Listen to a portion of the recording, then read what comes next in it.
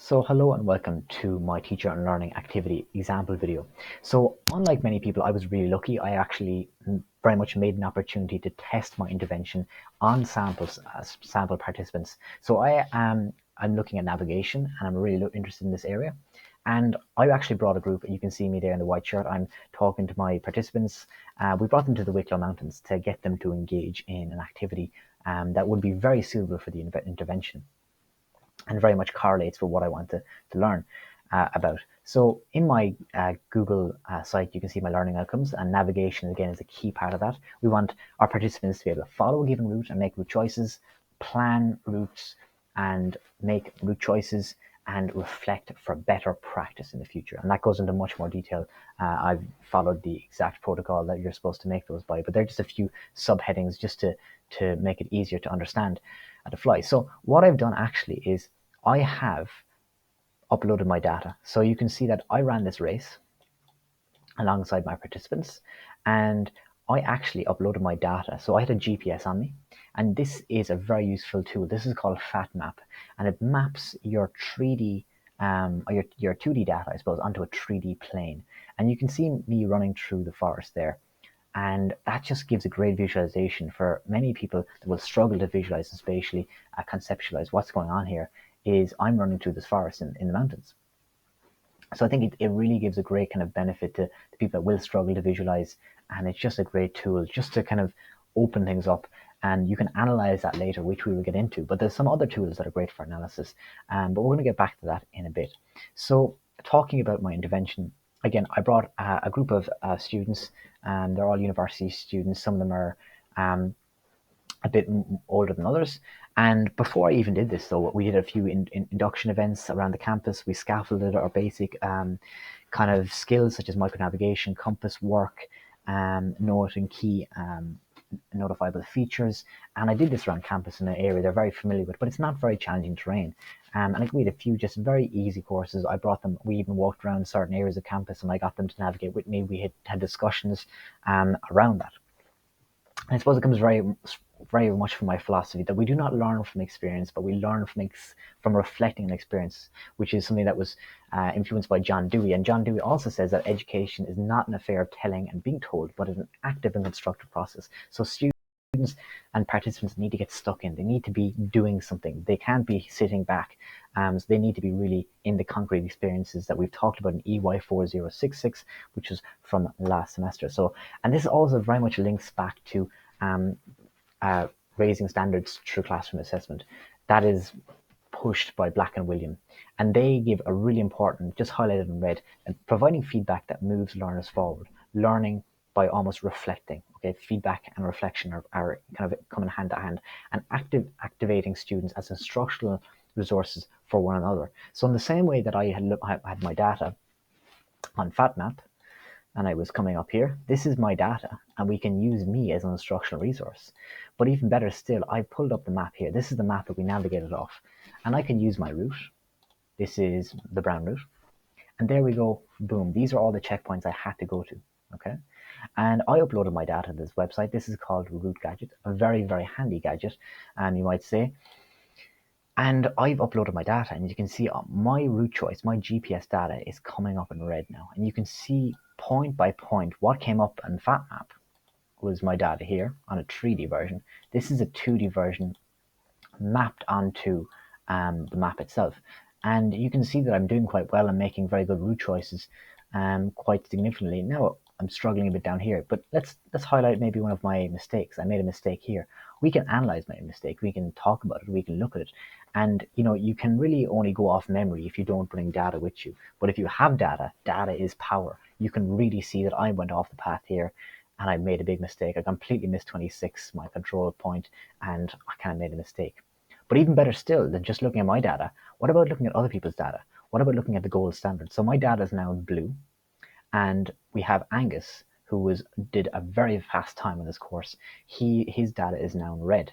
And you can see and compare and contrast the way we did things differently. So I would have went onto the path, I ran down to the path, and I went for this control. He just went straight across. He was really in contact with his nav, really confident navigator, and really good at his orientation.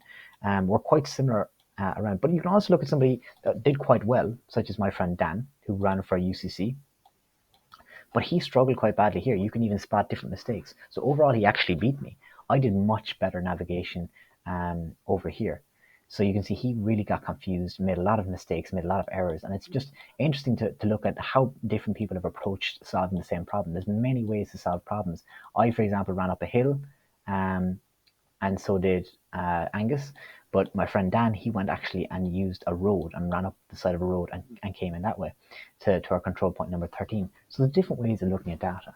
Another way of looking at it is a splits browser. So this is a way to look at data. So we've got the winner and the fastest, and the winner will be a flat line across. So we've got our controls here. These are our controls and the distances below in time. And we're looking at the flat line here. So you can see that Dan McDonnell was very fast at the top. He was pretty much winning to begin with, but he kind of made a mistake there. We talked about earlier. He was very inefficient at one of the controls, 4 to 5, and that brought him down.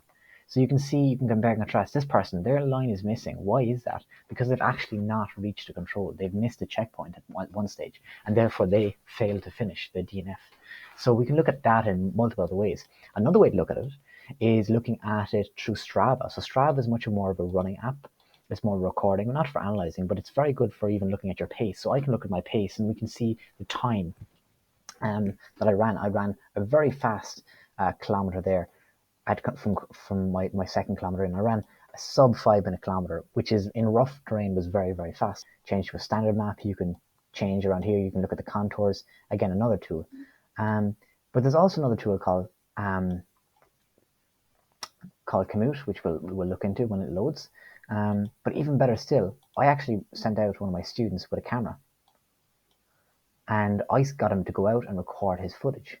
And you can see that we can actually look at our footage here. We can say, okay, he's at a certain point of this map here. Now I know, because I edited this footage down, that he's on the map here. One of my participants, he's actually coming to control number 13. And we can talk about the way he did that. We can upload his data. We can see and compare and contrast the way he actually came into the checkpoint. So that's another way of visualizing it. So we've got our route gadget tool. We've got our FatMap tool. We have our Strava tool. But even better still, we actually have the visual of what it looks like. So, of course, he was out there for hours. So I edited the footage down just to make it more coherent and bring up the most important points of what he actually did. So if we kind of come back to my PowerPoint presentation here, I feel like we're very much hitting what Black and Williams set out when they talked about assessment in the classroom, because equally we are in a classroom environment, but we're also in a very similar outdoor classroom environment. So looking at what it's doing, we have a small bit of training, and then we experience through an event, but we reflect and we learn from reflecting, and data is power. That's why I've shown you all these tools, the route gadget, the FatMap, the splits browser, the Strava. Data is power. Data allows us to analyze route choice, our pace, our errors, opportunities for improvement, compare and contrast. And this is where it kind of gets to the next level, where you're going to be competing in different terrains. So you can see that this is a picture of me up in the Aiguille du Midi in France, up in the Alps, very high up. And navigation is a bit more important up there than running around in a Wicklow forest, because if you're going to go wrong in a Wicklow forest, you might hurt yourself or, pull a muscle. But up there, if you make a mistake, it could be very disastrous. So there's an app called Komoot, and this is a very cool map making tool, if it'll work for me. And you can basically select a point. So I selected the point Hellbronner. This is a ski lift, and I want to go up here to the Aiguille de Marbré. I can click here, set as destination, and I will get a route choice for me, and it will come up for me. So you can see it's giving me two ways of going up. And from experience, I would actually probably prefer to go over this way, because that side is a bit more dangerous, and I've actually climbed that route myself. It's a big mountaineering route, and I can change the route myself. I can add a new destination. I can include this on the route. I can add different ways of different things. It's a great tool that you can kind of work around, and you can put your route in different areas. So that's a great way. It even shows you different elevation profiles. You can change your maps as well. You can look at the satellite map instead of the Komoot map. I personally prefer the Komoot map, but you can just change your maps a bit if this will load. And it'll come up in a second there now. And our route is coming up again. So very interesting way of looking at things. That's the real map. So I suppose the validation of my methods, and this is probably the most important thing, is because it's all well and good for me to talk about this and talk about how beneficial it could be. Well, I first of all have done it. I've seen great results in my own group. They've come on hugely from some of them getting lost around University of Limerick campus, which isn't that hard. Isn't that hard to navigate through, to actually being able to competently navigate through dense forest in Wicklow. And you can see from my experience up here that I've worked with Orienteering Ireland, so they're obviously really specialised in map reading, navigation skills. I've worked with them, I've tutored with them, I've worked with their other many clubs, Fingal Orienteering, Bishopstown, Cork Orienteering, DCU, UCD, other orienteering clubs. My experience personally was internationally. I competed at 3 different international trips. I've worked with former Olympians. I've worked with a lot of different people that have given me kind of influence in the way I've designed this around. And in terms of my mountaineering, carrying this forward, I actually contacted mountaineering guides, and they thought this was very good. They actually thought it was really good for complete beginners, that it really gave a sense of purpose to what we were doing. And also the rich variety of different mediums was really good. Some of them, they were a bit reluctant to almost say that they were good because they kind of learned without these, but actually they really were saying that it's really beneficial to see this. And after a while, when your visualization becomes better, you don't need or rely on these as much. And I suppose from my validation from the educational point of view, it's very good because it's in line with Black Williams, it's in line with Petty and Dewey and the literature that's out there on how you actually go about teaching and assessing students. So I also looked at Italian guides. I had a few contacts with French and Italian guides from my rock climbing last year, my mountaineering, and they were very interesting because they're probably at the peak of professional mountain guides, and they thought that it was quite interesting. I showed it to, I actually got a translator. I'm lucky I have a contact in relation there, and this lady was able to translate for her father, who was a mountain guide, and he was kind of very much impressed. He did not know a lot of this stuff existed. They use different software in different countries. So I suppose the different mediums of running, looking at the camera, looking at Strava, looking at the Spitz browser, looking at the Route Gadget, looking at our fat map, it's all very well and good. But it's all about going out there and using the data to reflect. So pulling one of your participants aside and saying, okay, you made a mistake here. How will we improve on next time? Reflecting, and then going out and applying what you've learned. And you can see in my learning outcomes, I have of course left, this is dependent on difficulty and time. So you can see that I've done a 15-kilometer course there. That's obviously not comparable to a 5-kilometer course. That could be much easier terrain, for example, around UL. So there might be a benchmark time, and that's how I would make sure that the learning outcomes are being met. There would be a benchmark time, and also to reflect on the practice.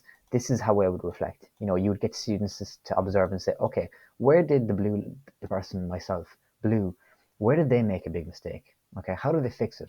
Was it a good idea the way they fixed it? Was it a bad idea? How did they? We can analyze different strategies. So, we can look at different people's data and keep putting up different data and look at the way people solve problems.